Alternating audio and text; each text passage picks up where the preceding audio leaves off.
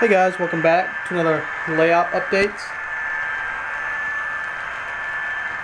Got a lot of things to show you, some new things, and a very generous gift I received a couple days ago.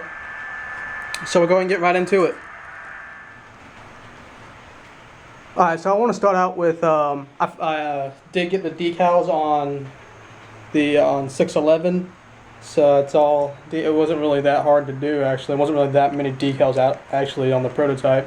Just the number on both sides, and then the number boards, and then the Norfolk and Western on the tender on both sides. So it was fairly easy to do. So that's that. So now we'll go on to I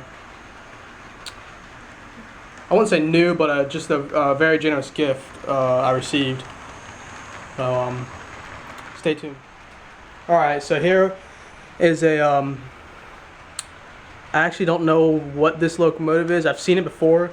I just don't remember what it was called, but I had a very nice, very kind friend send a whole bunch of locomotives for me as a generous gift.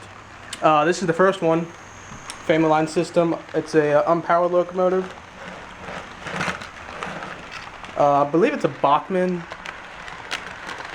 Like I said, I don't know anything about it. He was making it a B unit because he made it look like the windows were boarded up. So I'm gonna redo that, make it a powered unit, and hope that I can put in a DCC ready motor in it and get it running. The next one is this. I think it's an SW12 or 1500 or something like that, but it's a little CSX switcher. Again, it's unpowered. It is a blue box. So again, I'll stick a motor in it and make it DCC. The next, I've already done a little bit of custom work to it. I'm not gonna sit on the track because this one is actually powered. It's DC right now.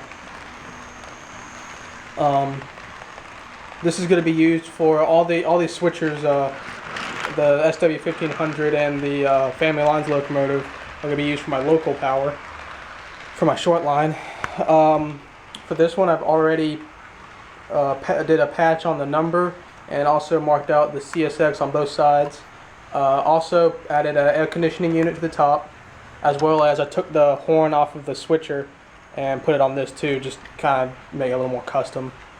All I gotta do left is put the numbers on it. I'm just gonna renumber it to the number it came on. It was 890, so I'm just gonna put 890 back on the patch, and then I'll do the front and back CSX logos, and then again make it DCC and put the it has handrails. I took those off so I could paint the line.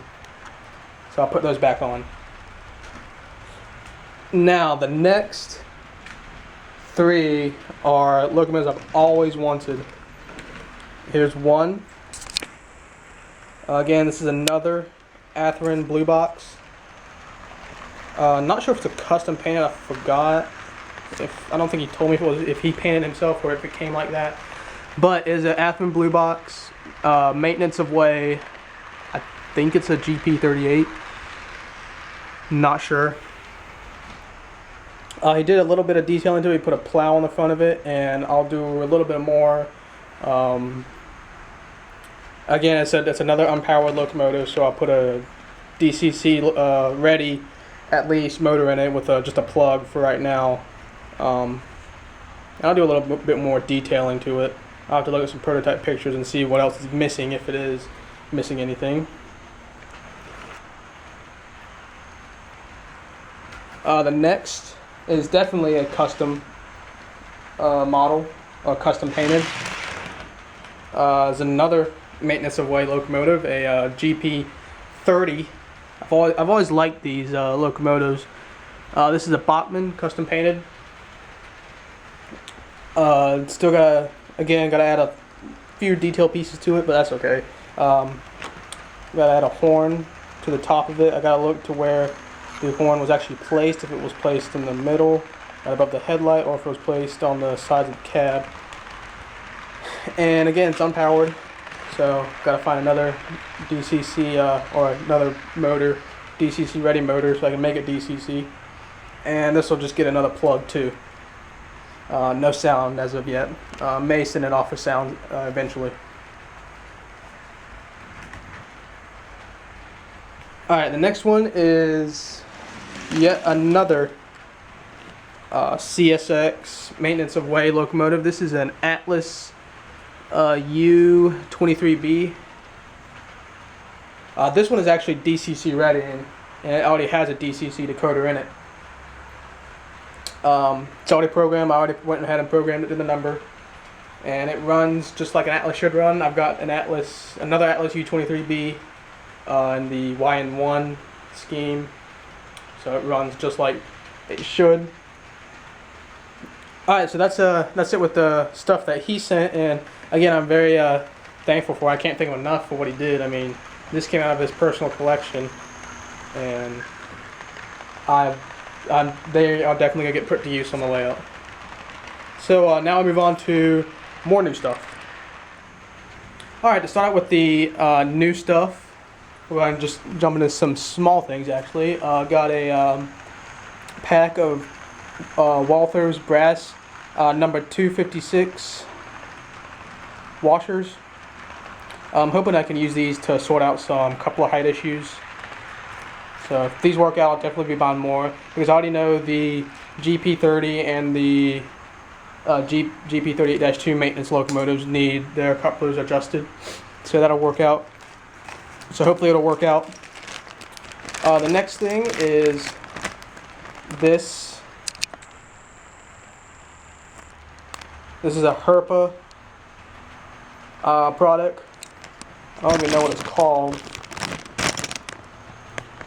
but it looks like it's a. I mean, it's a part of a truck, or a part of the. It's the bed for a truck, and it looks like it's a man lift on it. So I'll throw that. But this is going to be something, of course, maintenance of way related. So I'll change it up a little bit. So I can't wait to fit it on another truck. Alright, so now we'll go on to these three locomotives. Like I said before, this one has a decoder in it. It's actually got an N-scale DN133P from Dutatrax. So now it's DCC. And I finally was able to get a couple decoders for the SD70 Mac and C40-8. Both of those have the same decoders, which is just a basic DH126P. Oh no, I'm sorry. The C40's actually got the DN133. I remember I had to get the N-scale one because the size that was inside the shell, the room that it had, was a little too small for a regular 8-pin, so I had to go to an N-scale. And it runs just fine with an N-scale decoder. So the SD70 Mac and the U23B both have the DH126Ps. And they run fine as well. No problems at all with them. The only problem I did run into was actually a problem on my part when I was programming the C40. I changed the directions on it, so now when it's in reverse it goes forward, when it's in forward it goes reverse, but that's easily fixed. Alright, so now I've got a few new cars. The first is, you can't really see it, but here's what it looks like. It's actually, they're bringing back the Roundhouse line, and this is the newer, I think this is the release from the newer, when they announced it. So it's a New York Central arch roof coach. I'll go ahead and pull it out. And what I know it's new. It's got the Athearn flyer in the box, like they do all their Athearn products.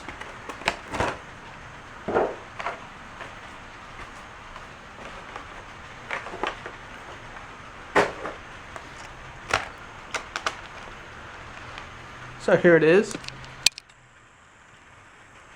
It's a great little car. I really liked it when I saw it.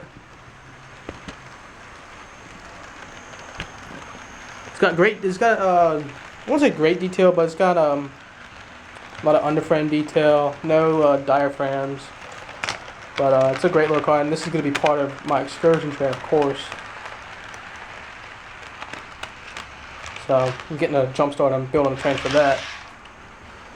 The next two are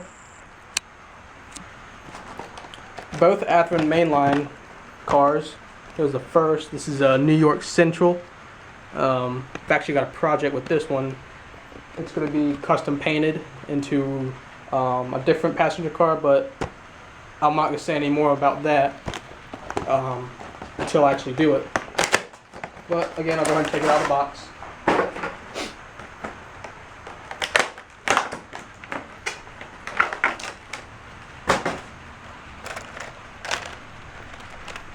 This has got also great detail from their main line. It's nothing like a proto, but I definitely want to get some of those. See, it's got some good underbody detail. And it's also got an interior too, so I can put figures inside of it. I don't know how good the camera's picking it up, but it's got a full interior in it. I don't know if there are any lighting kits for it yet for the mainline cars, but I think there are lighting kits for the proto cars, and I definitely want to get some proto cars, but I'll definitely be getting more of these mainline cars as well.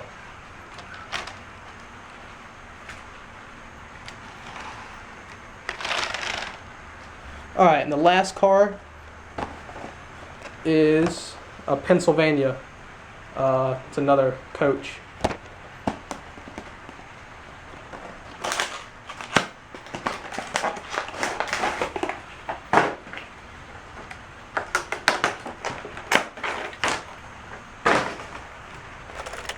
And it's basically the same detail. Again, just obviously Pennsylvania, same underbody details, same. It's got this interior, and it's also got diaphragms. They're not good-looking diaphragms, but they'll work for me. I'm just trying to build an excursion train. So, yeah, that's it for the update, guys. Rate, comment, subscribe, and we'll see you next time.